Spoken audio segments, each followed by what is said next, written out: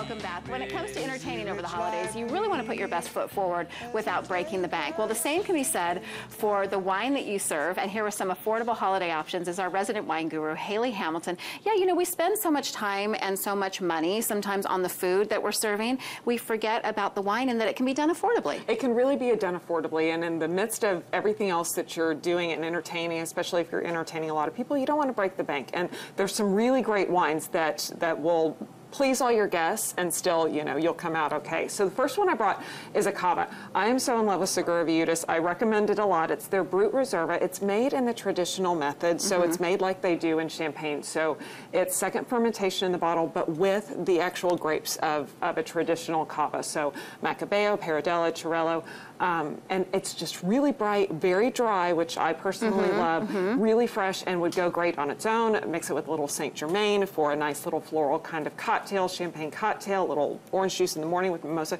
Great bubble, always recommend it. And it's about $8. $8? It's about $8. It's fantastic. And I love serving champagne as kind of like a first, almost like your appetizer course. Exactly. You know, if you've got little things sitting out, just a little glass of champagne. It's a great way to start or end the meal. I love it. Perfect kind of appetizer wine. I agree. Next one is a Viognier from Texas. I talked about Viognier a couple weeks ago as a great alternative wine for the holidays. It's from the southern Rhone region of France, but this one's actually made in Texas, and it's by Dukeman Cellars. They do a great job. Recommend them a lot. And fruit from both high plains as well as the hill country, really fresh. I think you get some melon notes, some kind of stone fruit notes, a little bit of floral, great wine, turkey, pork tenderloin, anything, salad course, anything like that. And I think that Texas wines in general get kind of a bad rap because it's Texas and not Napa. But the Viogniers do really well here. Do really well. We have figured out that Viognier can grow really nicely in our Texas soil. So great wine from them. It's about $13. I think Specs actually has it. So good. If you pay cash for about $12.50, $12.99, something very, like very that. Good. Next one is Martin Kodak's Albarino. Albarino from Spain. It's kind of their white wine of Spain.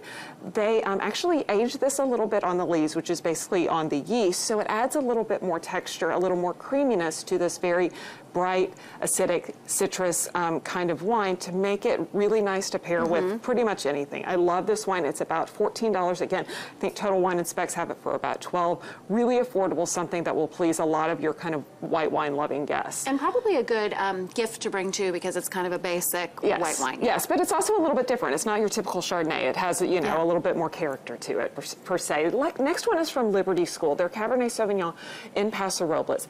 I will say that Paso is really starting to stand out for growing really robust, beautiful Cabernets that kind of will rival a lot of the other Cabernets in California. This one is about between $12 and $16, lush, robust, everything that you kind of want for a great California cab. Beautiful wine.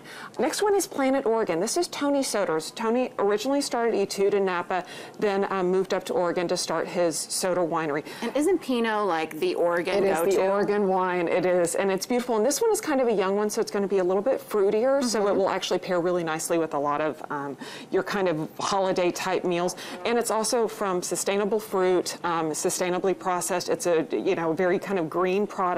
They do a great job with it. And about $20. Honestly, for me personally, a Pinot Noir that's less than $20, it's such a finicky grape.